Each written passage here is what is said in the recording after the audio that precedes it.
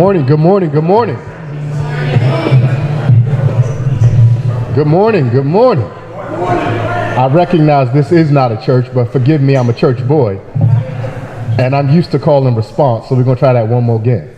Right? Good morning. Good morning. Good morning. I'm going to say all power, you say to the people. All power. All power. All power. I'm a Sigma. We do things in threes. Thank y'all for y'all grace. Good morning to everybody. Don't worry about that. We won't need that right now. My name is Ray Baker. I am a labor advocate, and I am honored to be the moderator for this morning's panel. We're excited to get started. Welcome to the 2025 Black Liberation Day, Lobby Day. Yeah, LBS's 2025 Black Liberation Lobby Day. 26, I'm sorry, I'm still in 2025. Don't worry, we about to start talking about the 19th century, so if you thought that was bad, wait till we get there. Before we get started, as is custom and tradition, we want to make sure that the folks whose house we are in have an opportunity to address us and set this conversation off in the way that it needs to go. So on behalf of the museum, we're going to welcome up Chanel Compton to say a few words to get us started for today. Let's bring up Chanel Compton.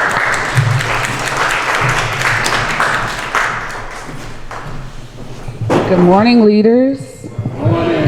How y'all doing this 100th anniversary of Black History Month? All right, well, I just want to welcome all of you. I'm Chanel Compton Johnson, Executive Director of the Maryland Commission on African American History and Culture, and our mission is to operate the state's Museum on Black History and Culture, the Banneker-Douglass-Tubman Museum. This is your home base today, so this is your home. We welcome you, we honor you, and the work that you're doing as thought leaders, as activists, as Black intellectuals, and policy movers and shakers, so thank you. The exhibition that you see here, as you're here going back and forth from the General Assembly, if you can, just look around the space. This is a show in commemoration of America 250, centering Black women's voices and our shaping of our nation, our shaping of American culture and life, and what liberation truly looks like. So definitely look around. So I thank Dayvon Love, I thank Candace and your wonderful team for coordinating this morning's session and the full day of activities. And if you, one of the other resources that the commission operates is, if there's nothing else you remember from what I'm saying right now, is the African American Heritage Preservation Program grant. Who knows what that grant program is? Of course you know, because you're on the commission. Okay, so the African American Heritage Program grant is a grant awarded to African American heritage sites throughout the state. So if you know of any African American historic community centers, historic churches, museums, African American cemeteries, sites that preserve our history and our state, the grant is up to $250,000 for capital repairs. And we're also launching a non-capital grant program next fiscal year. So if you want to learn more, please take my card. It is downstairs. I might be passing them around because the new cycle starts now. So, and the deadline is in July. So thank you all for all of what you're doing today for Black people in this state. And you got this. Thank you. Thank you, thank you, thank you. That was a wonderful way to set that off. And for those of us who can benefit from the capital grant, let's please be sure to take down that information so we can make sure that we are make sure our resources are being served in the way they need to be served. On behalf of LBS, I want to take a moment to thank partners and those who their contributions made today possible. We're not going to do this like graduation where they say wait till all the names. If you hear an organization you want to clap for, go ahead and clap for them. Snap for them, tap your fingers, anything that make you feel good to let them folks know we thank them. First, we want to shout out our friends over at Collectively. Let's give them some love. Folks at the Maryland Commission on African American History and Culture. The Banneker-Douglass-Tubman Museum. The Legislative Black Caucus of Maryland. Yeah. Keys Empowers. Let's show some love for Keys Empowers. And last but not least, Black Girls Votes. Ashe, yeah.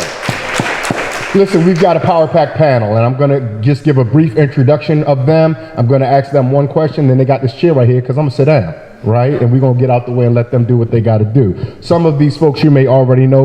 Let me introduce to some and present to others. First, I'm going to start with Miss Lisa Mitchell Sennaar. Did I get that correct? Yes. Miss Lisa Mitchell Sennaar. Miss Sennaar is an advocate and communicator. Her career encompasses public service, media, and business. She's held key roles in government, communication, and in nonprofit sectors. She currently serves as the acting Economic Opportunity Administrator in Maryland's Office of Small, Minority, and Women Business Affairs in the Department of Social and Economic Mobility, leading statewide initiatives to strengthen Maryland's small business ecosystems and advance equitable participation in public and private markets. She is, y'all ready for this, the great-granddaughter of freedom fighter Lily Mae Carroll Jackson, the matriarch of the Jackson Mitchell family of Maryland. And through the Lily Carroll Jackson Civil Rights Museum, Lisa continues her great-grandmother's legacy and that of 3 generations of her family by fostering education and dialogue on social justice with deep social and racial consciousness and an unwavering commitment to community empowerment. Lisa works to be a force for inspiration and change. One more time, please, for Miss Lisa Mitchell Sennaar. Also joining us is Dr. Brian Morrison. Doctor. I always want to make sure we say doctor for our folks, right? We want to make sure we respect the titles that they have earned. Dr. Morrison has been a public school educator for 40 years, working in underserved and under-resourced communities, primarily in the Baltimore metropolitan area. He currently teaches social studies at Ballou Senior High School in Washington, D.C., and the D.C. public school system. His true passions are in the classroom, working directly with young people on a daily basis. Now, he founded the William J. Watkins Senior Educational Institute in 2008, whose mission is to ensure that all students, especially those in underserved and under-resourced communities, are received at the best education possible. One of the main programs the Institute runs is a workshop training teachers in culturally responsive pedagogy, helping them incorporate their students' lived experiences into their daily lessons. We love that, brother. Dr. Morrison has also worked closely with the Maryland State Department of Education and the Reginald F. Lewis Museum of African American History and Culture, developing the state's African American history curriculum. Dr. Morrison serves on the board of directors of the Lewis Museum and as a commissioner, which we just heard, of the Maryland Commission on African American History and Culture. Ladies and gentlemen, let's show some love again to Dr. Brian Morrison. Last but certainly not least, your favorite activist and mine, that we know he's really moving around Annapolis, because y'all see this brother wearing jackets. Y'all see this brother in Annapolis wearing jackets sometimes? I walked up to him, I saw the state's attorney from Baltimore City here. I said, what trouble are you causing today to bring the state's attorney down here? He said, man, we ain't doing nothing. And he named the bill he was working on. And then I said, okay, so the trouble you're causing, good to know. That brother is none other than Dayvon Love. Dayvon is a Baltimore-based political organizer and the director of public policy for Leaders of a Beautiful Struggle, grassroots think tank that advances the public policy interests of black people. LBS has a liberatory approach to youth development and reparations. Dayvon is also the author of Worse Than Trump, The American Plantation, a book that offers important critiques of the American political left and a political alternative to the exploitative relationship that black people have to white institutions.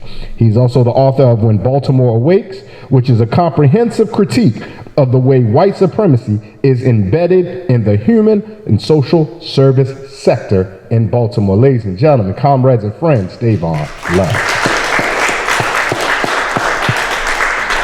So we've heard their formal bios. We know all the fancy places that they've studied and the important work that they've done in our community. But I want to start, and we'll start with you, Dr. Morrison, and then we're going to work our way down with the panelists. Tell us something about yourself, right?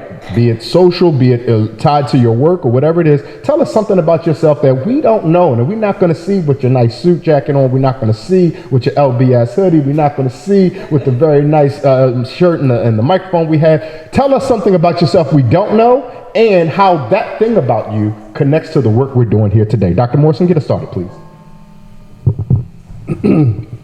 Let's see. I see a couple of friends out here who may know, who definitely know this thing about me. Any of y'all familiar with music group Fertile Ground? Y'all know Photograph? Y'all know the Roots, the drummer, Marcus Asante? Marcus Asante, very good friend of mine. I met Marcus through another brother of mine, a bass player. His name's Rick Thornton. And I would always go, they used to play with Strikers Posse, a bunch of other groups. And I go to the shows, and Marcus would always say, yo, man, you need to come sailing with me. And I was like, man, I ain't going no sailing. It was white boy thing. It was sweaters around the collar, all lockjaw, talking New England kind of thing. And I would not go with him. I wouldn't go with him. And if you have any of the old Fertile Ground CDs on the liner notes, he would end his comments always with go sailing. So one day I went sailing with him. This was back in maybe 1999, 2000. And I've been sailing ever since. And, you know, I love to sail. My boat's down in the Inner Harbor, Fells Point. I call it my condo in Fells Point. So I go down there, I chill. In fact, I wrote a big part of my dissertation just sitting on a boat in the wintertime. But how does that connect to the work that I do? We're in a space where it's a lot going on, and things get rough and they get difficult. And we're always talking about self-care. And the thing that when I went sailing with Marcus, I finally went sailing with him. And the thing that hooked me was when I took that tiller and I put it under my arm. We were sailing right in the Inner Harbor, nowhere too far out. And I put that tiller under my arm, and the wind caught the sail, and the boat started to heel, and the sound of the water ripping against the hull, it just felt like magic. It was like I was in this rhythm between the wind, the waves, and the water, and it just put me in a space of just like I've been here before, like I was back in the womb or something. And that's what sailing does for me. It gives me a space where I can put all of this behind me and just be out there on the bay or even just on the Patapsco sailing around for a quick day sail. And it gives me peace. It's my therapy. It centers me. It brings me balance. And it takes a minute for me when I get back to the shore to realize, oh, I'm back in this. But that's something that those who know me, you know, I'm on the water. And those who my new friends, that's something that I can share. Excellent. Lisa? I don't know how to follow that, but well, I'm going to say something that people might not know is that I was a student at Howard University. I come from a very a student. I come from a very active political freedom-fighting family in Maryland, and members of my family have served at every level of government: city council, state legislature, in Congress, and in the United Nations. My granddad was a member of the UN delegation. And at one time in 1975, they served at every level. And I was born in 1963. And I come from a public family, but I'm not a public person. I've always enjoyed my privacy, and I don't know how many of you know when people are talking about your family in school because they're in the newspaper, and if my dad took his seat in the legislature in 1963. He was the youngest, Clarence Mitchell III, elected to a legislature in the country. He was a founder of the Student Nonviolent Coordinating Committee. He was very much a freedom fighter. He was out on the lines with Marion Barry and Julian Bond and all those historic figures. But I was a more private person. And so 1984, my uncle, great uncle, Congressman Perry Mitchell, was in the Congress. My dad was in the state legislature, I had an uncle in the city council. I just wanted to go to school and be a student. And I was there in 1981, and by 1984, who was running for office but Reverend Jesse Jackson? And I have to say his name because this is a hard time right now for all of us to have this great legend who was a real man transition. But who would end up as my roommate but his daughter, Santita? Her dad was running for president, and she didn't have political protection. She didn't have Secret Service protection, and she was actually threatened on campus. And she came to my room to hide. She knew my roommates.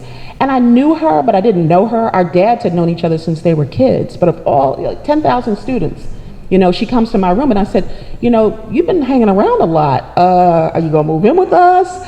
And she explained that her room wasn't safe. And I said, well, guess you're a roomie now. And we talked this morning on my way here because her dad has transitioned. We've been friends ever since. There are very few people who understand, and Senator Jill Carter is one of them here. She's always going to be my senator. What it is to be in the public space when your family is in the public space, what that feels like as a young person. I became a part of the movement because I was born into it. As a young person, I started to embrace it. I ran as an independent candidate in the late 90s. I did not succeed to get into office, but I was able to talk to a lot of people about why we don't choose just one or two parties, why we deserve to have other options as citizens, okay? And so I have become more public, but I also work in a space, the Department of Social and Economic Mobility. It just launched in October 1st. It is the first of its kind in the country of a department that specifically deals with equity across all state agencies. And so my upbringing and these experiences are very relevant to my work. Thank you. Thank you. Dayvon? Yeah, I'll just quickly say that people who know me know this about me, but it wouldn't be in my bio. I spend a lot of time talking to people that know Black Baltimore movement history. And I just find it important. I remember reading Dr. Morrison's dissertation years ago, and it's been so valuable in having an understanding of the kinds of advocacy that work for Black people. I really see that history as blueprints. And so even, meeting Lisa, learning about the history of her family and the work that they did, particularly Congressman Mitchell is a person I have a great fascination with in terms of his work. So that's something that for me is like super foundational. That's probably not apparent necessarily on the surface, but something that for me is really important. Excellent, excellent. Lisa, I appreciate you calling Jesse Jackson's name in this moment. One of the things that's not in this room, but collectively our society loses a grip of sometimes is the interconnectedness we all have with one another. The way that we see ourselves as a link in a chain of humanity, this chain that's going to continue. And so many of us, perhaps I'm projecting, so I'll say if I don't do the thing that I thought was going to change the world, I failed. But if I push it a little bit further, then whoever comes after me has a little bit easier of a go. Similarly to how I have a little bit easier of a go because of whoever came before me. And so in the spirit of thinking of the long history and the long arc of humanity and our interconnectedness, the way that we're going to frame this is with a little bit of a historical approach, 19th century, 20th century, and 21st century. So Dr. Morris, get us started, please, with a 19th century look at the strategies, the advocacy, the effectiveness, and quite honestly, sometimes the failures of activists of the 19th century, right? And the 19th century is a very long century that encompasses the experience of enslaved Africans in the United States, the jubilation of freedom, right? The period of a belief in perhaps a new tomorrow and Reconstruction, and the nadir of post-Reconstruction, all encompassed in that one century. So I know I'm asking you to pack a lot in a little bit of a space, but because of your expertise, we trust that you will guide us and navigate us in the way that you want us to think about this. But lay out for us as best you can, in whatever ways you see fit, what we can observe historically from the 19th century may be some things that we should think about and contextualize as we activate and engage this moment today for our LBS Lobby Day, but also all of us in the room in the activism we do. I'll do my best. I'll give it a shot. That's a tall order, and I was really thinking of this, approaching this a little bit differently. But Dayvon mentioned my dissertation, and my dissertation is on African American educational efforts in Baltimore City during the 19th century. And as I earned my doctorate from Morgan State University, studying under Dr. Rosalind Torborg Penn. And when I was doing my proposal, I told her, I said, look, I want to write a history of African American education in the state of Maryland. She said, no, that's not going to happen. I'm going to be retired and gone, and that's way too much to write, and there's no way you're going to be able to do all that. So she said, you got to cut that down. So as I started to do my work, do my research, I said, okay, well, what I really want to look at is how Brown versus Board of Education impacted black education now. Because again, I'm an educator. I've heard all these stories that education was better before Brown versus Board of Education was all black teachers, and I wanted to actually study that to see if this was in fact true. So I said, okay, I'll start out doing my research, touching the 19th century and 1800s real quick, because there wasn't much going on then. And then I jump into the 20th century where I really want to do my research. Well, as I started to look at what black people were doing, and my approach was black nationalist approach to theoretical approach to my work. So I was looking at what black people were doing as far as educating themselves. And to do that, I had to look at what was happening in the black community in Baltimore in the 19th century and 1800s. So, like I said, I figured I was going to jump into this work, find one or two things, and then move on quickly to the 20th century, get into what I really wanted to look at. As I began to do my research, I got stuck in the 19th century because there was so much going on in the black community in Baltimore in the 19th century.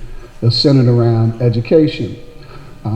Now, as far as addressing the question, for black people, education has always been about liberation.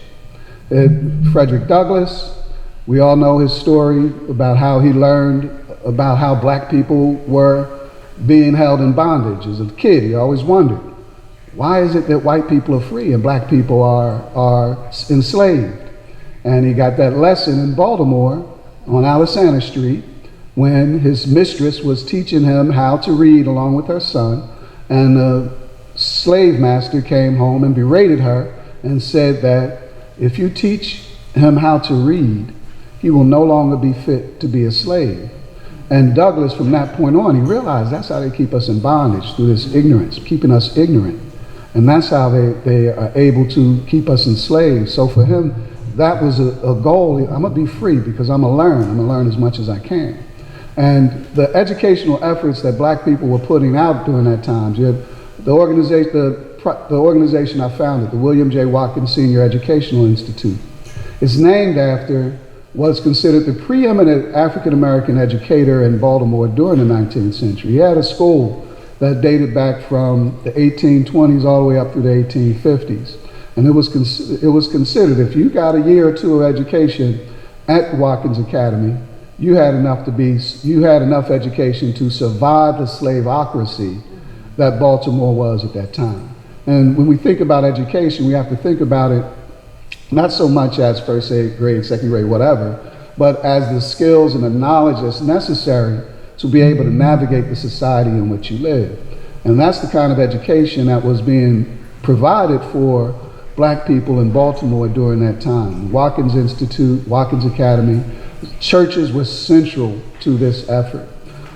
When I began to do my research down here at the State Archives, I was the school that preceded Watkins Academy was the African Academy, which was started at Bethel Church, Bethel AME. They called it after they had split from Sharp Street, they called them the Fish Street people. But they advertised for it. They put an advertisement in the paper. We want a teacher to be able to teach. And in that effort, they were looking for someone who would be able to provide their children with the knowledge and the skills that they could use to ultimately become free. But in looking at the church records of Bethel, the way the Methodist Church worked, and this is, I could really get into the woods here, but the way the Methodist Church worked, and one of the reasons that we have an AME church is not because black folks didn't want to sit in the balcony. It was because black ministers, black people wanted to be able to be ministers, but they couldn't in the Methodist Church. They wanted to be able to take the Word of God and interpret it in a way that would be freeing for black people. Are you standing up because I'm going too long? No. I love how you know. I love how you know all the black people social cues. So in the Methodist Church, you have exhorters. Those are people who go out and they hold these Wednesday meetings in people's homes. And black people could be exiters in the Methodist Church, but they couldn't preach in the altar. And what I realized in looking at those records, those lists of exiters and lists of people whose homes they went to, those were schools. Education was being given in those spaces. And it was in the churches where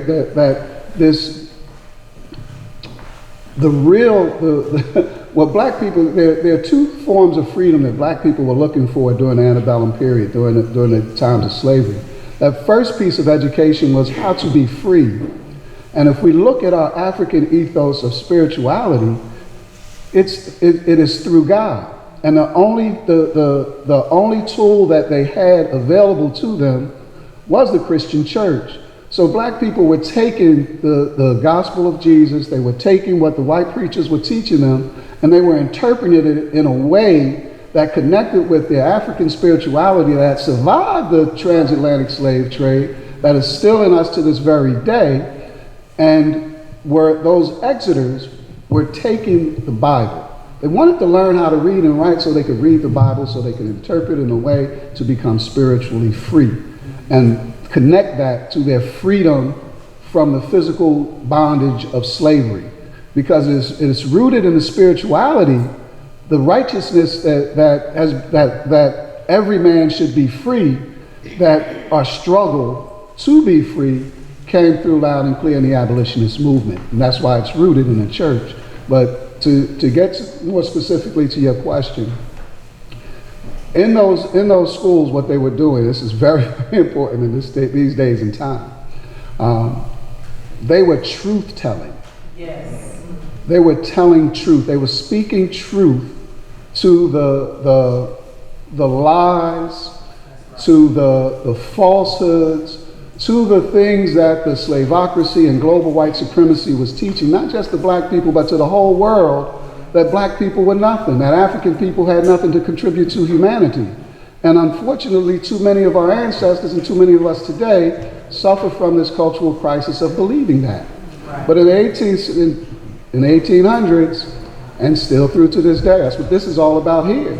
We are combating those lies through our understanding of spirituality, through the education that was being put forward in those schools, Watkins Academy, the Oblate Sisters of Providence, St. Francis Academy today, and I'm not going to get into the words, but there was a plethora. There were levels of different types of independent African American educational institutions that were going on throughout the antebellum period, and even after black people were allowed to go to the Baltimore City public schools.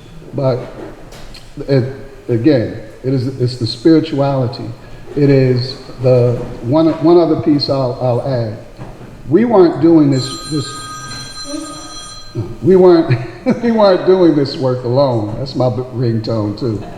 People of a certain age gotta have that ringtone. You gotta hear the phone. We want to hear it. You know it's for us. But in any case, one of the other strategies, one of the very important strategies that black people used during that time was that we found allies. And that's a part of what today is about. We found allies who weren't always black people and who didn't always have our best interests in heart. Because during this time period, most white people, while they were, and abolitionists, while they were against slavery, they still believed that black people was inferior to them. But black people used them for the power and the tools that they had to the degree in which they could work together to gain benefits and to move forward. So that base of spirituality, right, as far as tools, as far as lessons that we can take from the 19th century, and that importance of the role of education and centering education, and allying ourselves with whoever we can to get to the goal that we're striving for. You don't have to believe everything you believe, but if you walking down this road, I'll walk down this road with you until I got to park. because it's going to help us get to where we're going, we need to do that. I didn't mean to go too long, but that's No. context guy. Listen, I'm not the one here who'll tell you you're going too long. As long as Sister Compton Johnson say we good, we good. But I appreciate that, and I'm deeply thinking about the piece about spirituality, the piece about you, even those of us who might not all of us in the room may worship in the Christian tradition, but we all really good at call and response. And you know where you're going to find call and response the most? In a black church, right? And so I like all of the ways that these things intertwine. And I'm particularly moved in trying to move us into the 20th century. I'm going to come to you, Sister Lisa, and I mean, please feel free to go wherever your ideas and your thoughts, but I do want to try to always connect these things. And one of the things that felt connected was a phrase that I heard attributed initially to Congressman William Lacey Clay out of St. Louis, and it's something that Brother Brian alluded to when he talked about joining with allies, and many of you all have probably heard it as well. No permanent friends, no permanent enemies, just permanent interests, right? And as Brother Brian was alluding to at that time, whether we're talking in the 19th century, the interest be our freedom, the interest be our education, the interest be the capacity to tell the truth about who we are to ourselves. How in the 20th century did we adapt and take some of those echoes, the notion of, I have this interest, whoever's aligned with me, I'm working with them. How did they do that from a historical approach? And if you can, as you move through that, sprinkle into that for us how we can take some of those lessons for today, please. So I'm thinking about, when we talk about the church, that was the basis for, it was everything to black people, because that was our piece, that was our franchise. From that, we were able to, as my great-grandparents used to talk about, that was a place where we had our dignity. We were at home. We were valued. You know, there wasn't a status per se. We were family, you know, and we were God's family. And again, for those who are not, but it was a base. And it was a baseline because there's a set of rules and understanding in terms of the code of the church that, you know, there's a core in terms of what our values are. And among them was fighting for freedom because, you know, God is love and all people deserve to be free, right? So that's the baseline. So when I think about freedom in the 20th century, in particular in Maryland, I think about groups like the Citywide Young People's Forum. And I want to go to that to some extent. It started in the church. Most of their meetings took place at Bethel. And I want to say in the early part of the 20th century, in Maryland, they were lynching people, right? We were still getting lynched around the country, but also in Maryland. And that is what helped to reinvigorate, or to found the NAACP. And in Baltimore, there was a chapter, and it had become dormant, as with a lot of volunteer organizations, they do. But lynching really spurred the formation of a group called the Citywide Young People's Forum. These were young people, some of them, you're talking about during the Depression, so this is the 30s, 31, founded this organization because they came back with education, some of them, and there were no jobs, but not to mention there just were no jobs, there was state-sponsored violence. And as my grandmother Juanita would say, you know, people would shunt their misery on you for no reason. You're just walking along the way. It wasn't, you couldn't just live your life. And so as young people, they realized that there was something that they could do about that. They could fight and battle for their citizenship. But you got to understand what it is to be a citizen. You need to know the framework and what you're fighting for. And so this group was founded, the Citywide Young People's Forum, in 1931. And they would bring in speakers to first Sharp Street United Methodist Church, and then to Bethel, because Bethel was a little more progressive. In terms of, they brought speakers in to educate young people about their political rights. What rights do you have as a citizen? The right to vote, the right, all these different rights that we have, but if we're, and organizing, and giving young people a connectedness, not just so you don't have a job that pays, but you have a job learning to be a citizen. And so these were some of the earlier protests in the 20th century, the Buy Where You Can Work campaign, but also testifying on Capitol Hill against lynching. So you've got young people, my grandfather among them, Clarence Mitchell Jr., and we have his testimony, in 1931 going to Congress as a 23-year-old to testify against lynching. because he had covered one of the last lynchings in Maryland, so I guess I would put that up into the 33, covered the last legal lynching in Maryland, the lynching of George Armwood. You know, a 23-year-old to cover the lynching of another 23-year-old who was not guilty of a crime. And his wife later became his wife, but my grandmother, Juanita, who was the founder and president of the organization, Citywide Young People's Forum, he was the vice president, she was the president, love it. They ended up getting married and married forever. But she testified as well. And talking about allyship, her mother formed the Adult Advisory Committee to undergird this young people's organization, right? Because the young people were getting it done, but they needed money and they needed support. And so her mother, Lily Carroll Jackson, undergirded them with money, and they would do fundraisers to pay her back. But she said, do the work. Don't worry about the money, do the work. And the other adults did as well. She testified. There were some Quakers, among them Eleanor Carey, who went to testify with Lily Carroll Jackson. So you've got two women, so they're already defying some things as women, okay? And I go back, a lot of the men at that point were not, women were not leaders at that time. A lot of women were not. But Dr. Carl Murphy of the Afro-American saw the work that my great-grandmother was doing and said, you need to think about heading the Baltimore NAACP. Because she was already organizing, already doing things, already working with young people to galvanize.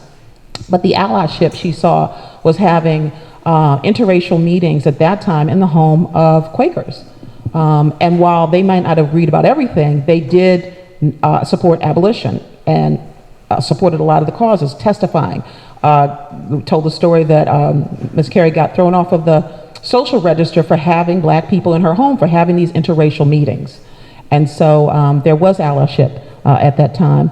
And we talk about that a little bit in the Lily Carroll Jackson Civil Rights Museum, and I invite you guys to go to the museum at some point because it's a look back at Baltimore's pivotal role in the modern civil rights movement across the country. You know, a lot of cities have stories to tell. Baltimore is pivotal. Baltimore had the first restrictive covenants, and I know a lot of you might know that, but where you could not sell your home to a black person, that started in Baltimore. Okay, it's not Mississippi, not Alabama, Baltimore. And so there's a deep history here of, as my grandmother said, just entrenched racism and white supremacy. And so we're battling against that, and they did in the 20th century. They started with that organization. The Citywide Young People's Forum then spurred the reorganization of the Baltimore NAACP.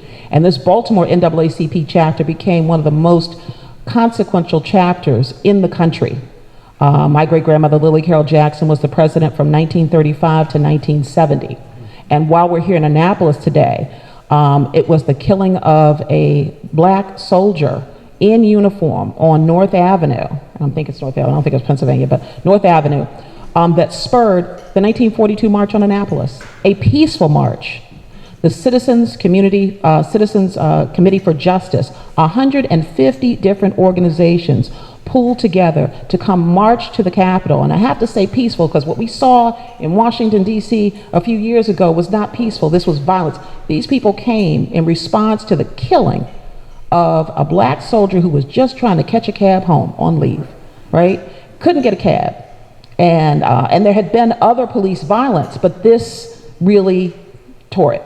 And the 1942 March on Annapolis. And so coalition, 150 organizations together to come to Annapolis. Over a few thousand people came to Annapolis. And this Annapolis in 1942 was not Annapolis now, okay? Let's be clear. In 1960, it would have been 1962, my uncle, former Senator Michael Mitchell, was beaten almost to death trying steps away from the Capitol. That was in 1962 because he was trying to desegregate one of the counties. So 1942, they were putting their lives on the line by coming to Annapolis to advocate for their rights. But out of that came the Interracial Relation Commission. It was a do-nothing commission, but it was a start. And I'm saying that because politics, you know, you got to keep agitating, you keep advocating, you get the conversation started until you can get something substantive that actually helps to accomplish something. So I think that's a good place to transition. No, I appreciate that framing. Thank you so much. Yes, let's show love. Let's show love. Dayvon, again, I invite you to go wherever your thoughts want to lead you. Please feel free to kind of capped this off for us, but in the spirit of connectivity, it feels like that we first understood identifying our goals, right? In the 19th century, it was our goals are freedom, our goals are education, our goals are autonomous freedom and autonomous education, right? And in the spirit of identifying those goals, Sister Lisa walked us up and recognized that in everything that she laid out, it was never just this organization. It was, so then my grandma, not because you were bragging on your family, but then my grandma and them got all these folks together. And then my uncle and them got all these folks together. And so I know that LBS has worked collaboratively with a number of organizations, a number of people, but in my listening, it really feels like there's a need for organizing, right? A need for interconnectivity. And organizing, as all of you all in this room know, is all about relationships, about trust, right? What do we do if the thing that'll save us, collectivism, organizing, is the thing we are least rewarded and least incentivized to do right now? A quick aside before I go to, I teach an adjunct class in Towson University. I can't trust Chat GPT, so I make students handwrite their tests. yeah, we got one. I've probably been excited all day. That's the most excited he's been. And so one thing, I don't know if you guys are familiar with young people, they have these things called blue books now. They sell them for like 50 cents in the bookstore. It's so easy to get. I had a young man in my class who said, I work from 8 to 5. I take my class at 6:30 with you. He says, and I couldn't get to the bookstore for a blue book. I'll just order one off Amazon. Or, you know what, Professor, it was my bad. I tell you what, I'll force my lunch break up and I'll run up to campus and hopefully they'll be open. And I said, bro, it's like 12 people in this class. They're 50 cents. Give somebody $2 and be like, hey, can you come back with 4 for me? And it never crossed his mind. Because the only way he thought about navigating that was, I have to bear this responsibility. I have to shoulder this load. And so, Dayvon, even when we expand that, if the I even becomes we, LBS has to do this. Or if the I even becomes we, the NAACP have to do this, right?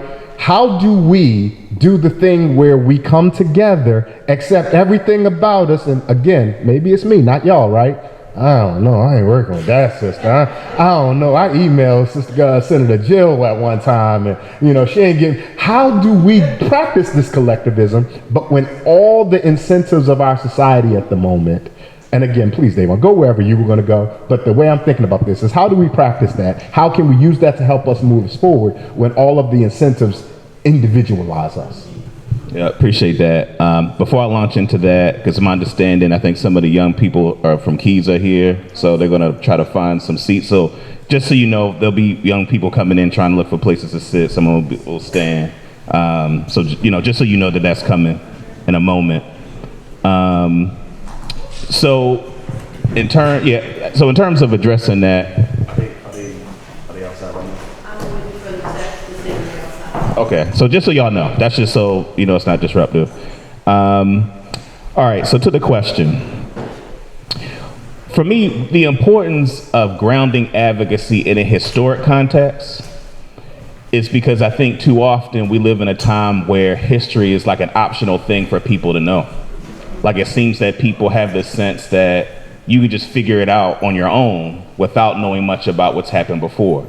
And we live in a society that glamorizes individual people and personalities as opposed to understanding all that comes with an individual action or activity or organization.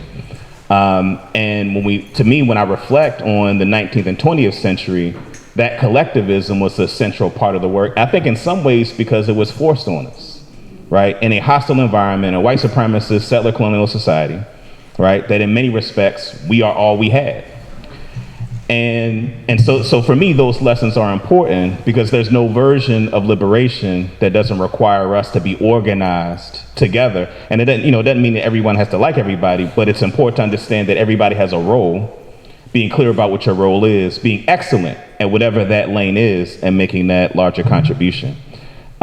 I think also as it relates to advocacy in our current contemporary political moment, I think that there is a belief that when we look at the 19th and 20th century, I think it makes sense for people during those periods of time to believe that America as an entity was redeemable, right? That there was some possibility for America to truly be like a multiracial democracy, right? And if you ever read Black Reconstruction by W.E.B. Du Bois in the chapter Back Towards Slavery, where he says that Reconstruction was that if America was capable of being this multiracial democracy, that was the period of time. White labor sided with white capital, right? And then you have the terrorism of the Ku Klux Klan, right? And the response, the reaction to Reconstruction. And you see something similar during the civil rights, Black Power, anti-war, women's, gay liberation movements, where you see that those movements were at their zenith, right, in the 60s and early 70s. And then we see the conservative revolution, right, that comes afterward. That's a direct response to those social movements.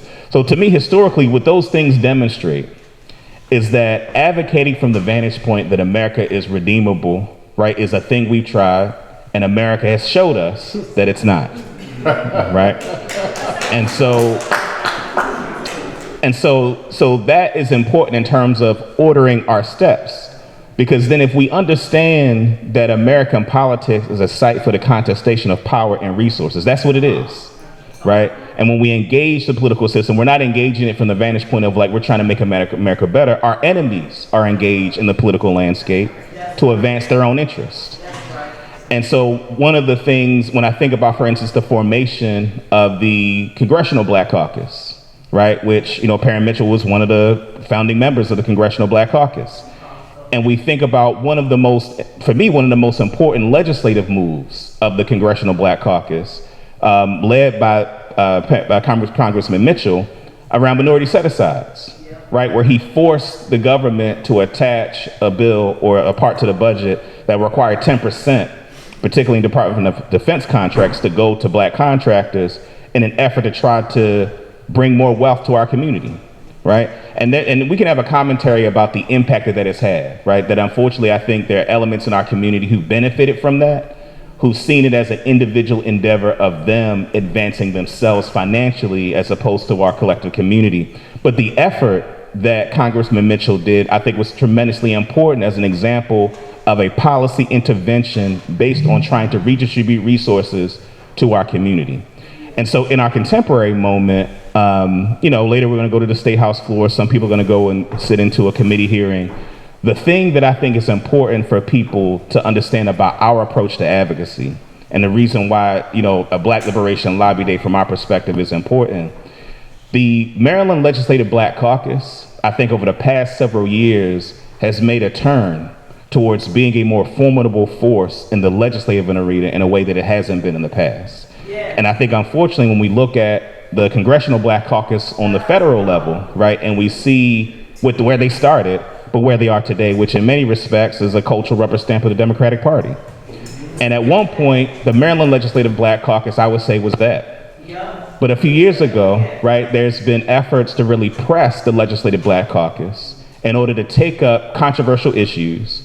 Because oftentimes what happens is that individual Black legislators, if they go against leadership, that might cost them a chairmanship or that subcommittee chairmanship or that campaign contribution when they run for county executive or U.S. Senate or whatever it is.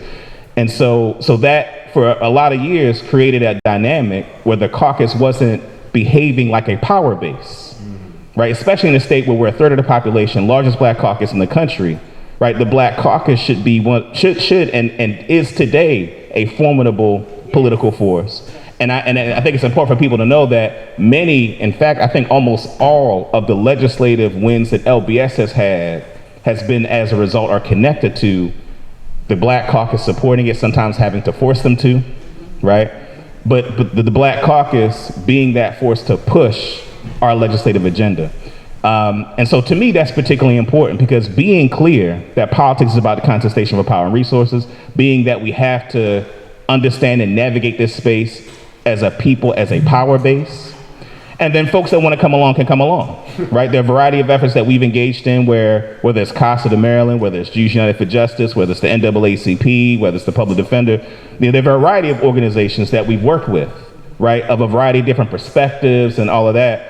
But because we're grounded in our perspective and worldview, which is that our power comes from our community, then when we are in these coalitions, we engage those coalitions from a position of strength. Right? We're not reliant on the benevolence of these other groups as the basis for our advocacy, but our agenda is injected into it and is a force in many of those major coalitions around issues like police accountability, criminal justice, juvenile justice, and a wide range of other issues that we worked on. So that's, for me, that's an important understanding of the theory of change that I think is important for us to understand that it works. And the last thing I'll say about that is that, you know, when we were first founded, there are a bunch of people who would say things to us like, y'all gonna have to tone down all that black stuff, right, in order to be impactful. Right? And the implication is you have to grow up, right? And that from people who love us, right? And I think for a lot of people, good advice, right? If you're trying to matriculate through the system in a way that some people have seen be successful. What I'm grateful for is that we stay committed to our perspective and worldview. And it's not just a thing of principle, but in fact, I would argue that many of the most difficult legislative victories that we've had were as a result of using that as our method of forcing the legislature to do something. I'll tell a quick story. Since Senator Carter is here, I think one of the best examples is a bill that we worked on in 2023. Maryland legalized recreational cannabis. And so one of the things that was happening was that law enforcement would use the smell of cannabis as a basis for traffic stops. And so it made sense in a state that recreationally legalized it, that law enforcement shouldn't be able to use the smell of cannabis as the pretext for traffic stops. And so, you know, Senator Carter was the lead sponsor on that piece of legislation. And the prosecutors and law enforcement were all saying the sky was going to fall if that passed, right? That for them, it was a crucial tool they needed to seize guns from violent criminals, right? That was what they were telling, that's what they were saying in public. That's what they were telling political leadership. And, you know, so it was a difficult bill. We get to the very last day of session. And the bill, it was a morning voting session. You know, Senator Carter was fed up with all the stuff that she's normally fed up with these folks, right? With just their conservatism and cowardice. And, you know, so we huddle up before the voting session. And I say to Senator Carter, I said, look, let's just because they wanted us to pare it down, to weaken it. I said, look, I think let's just go for it. And I believe that it was Senator Carter's forcefulness that made they put it up for a vote, voted on the strongest version in that committee. And I got a call from senior staff in the Senate president's office who said, you know, since you put in the strongest version and it's the last day of session, it's still got to make it over to the House. It's probably not going to happen. Basically saying, advocating that way made it so that the bill wouldn't pass. And so, long story short, double read it in the Senate. It went over to the House. The Black Caucus got together, right, to pressure the chair in the House, who's now the former chair, who as a prosecutor, right? So he had those were his buddies, the prosecutors. The Black Caucus got together, essentially made them move it through the House. And at 11:53 p.m., last day of session, was the last bill to pass the Maryland General Assembly, right?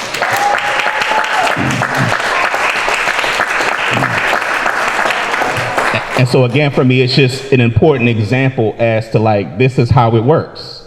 That this approach to the work is an approach that's not just principled, but it's effective. It is how we get the kinds of policy we need when we take the approach in theory of change. So I see our chair of the Black Caucus. I know your time is real limited. I want to give, so this is Delegate Scott Phillips, who's the new chair of the Black Caucus. So just leave you a few minutes to say a few words. Good morning, everyone. Good morning. How are you? You're talking about the caucus. The power of the caucus is real. 66 members, chairs of many of the standing committees, the president pro tem, and the Speaker of the House. There's really very little that we can't get done at this moment.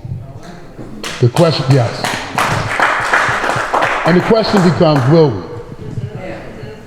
And I actually believe we're at a really interesting time where we have the will and the way. But I'm here really to congratulate all of you for being here today.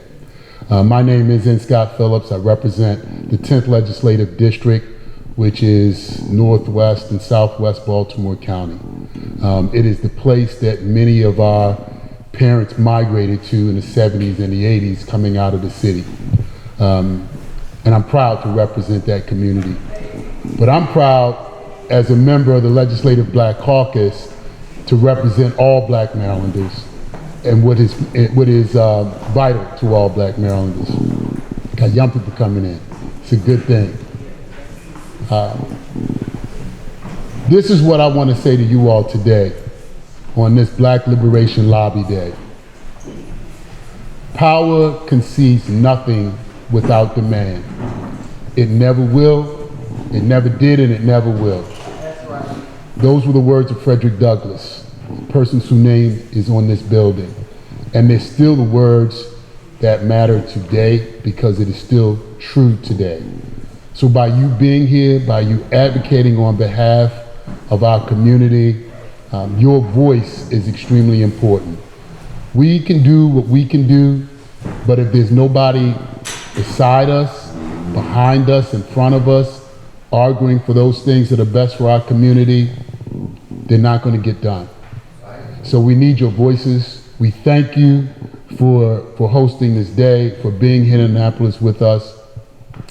We just took the Legislative Black Caucus picture. Annually, we take this picture. And this is my first time just getting to, and I stood back, I stood out of the crowd for a minute as everybody was getting lined up and looking up those stairs at all of those members and just thinking, we are our ancestors' wildest dreams.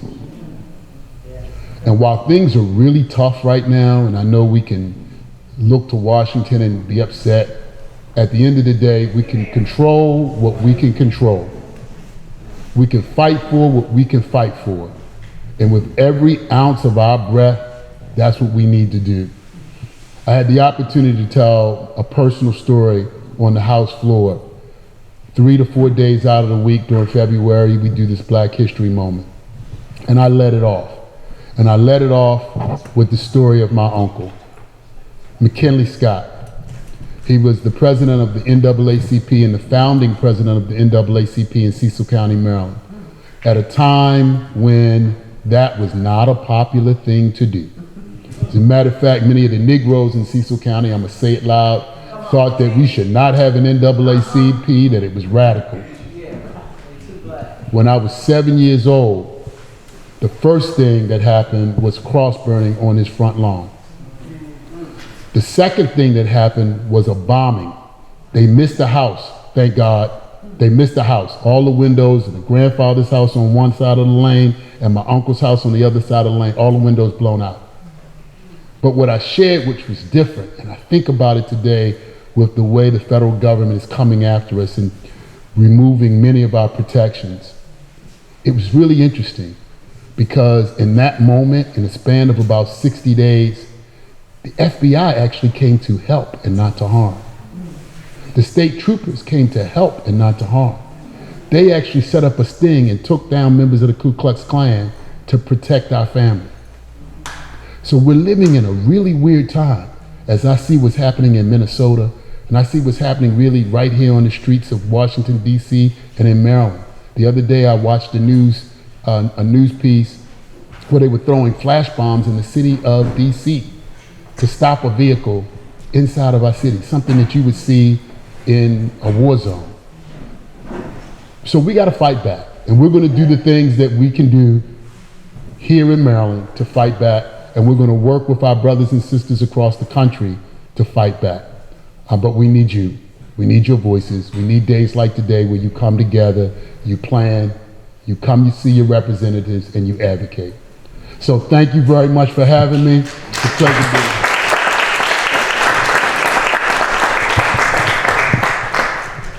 All right, so we're running up against time, and so the House goes into session at 10. And it's actually a really packed day. I noticed that there are a bunch of other lobby days happening today.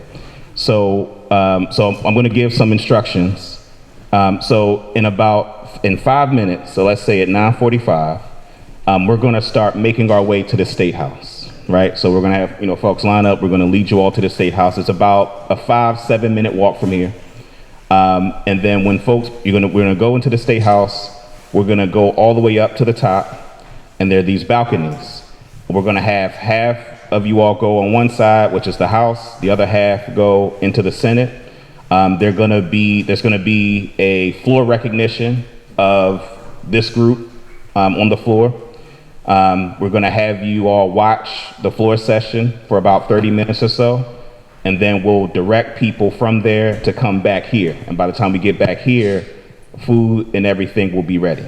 So again, at 9:45, we'll start making our way over to the State House. Can we give a round of applause to our moderator and our panelists?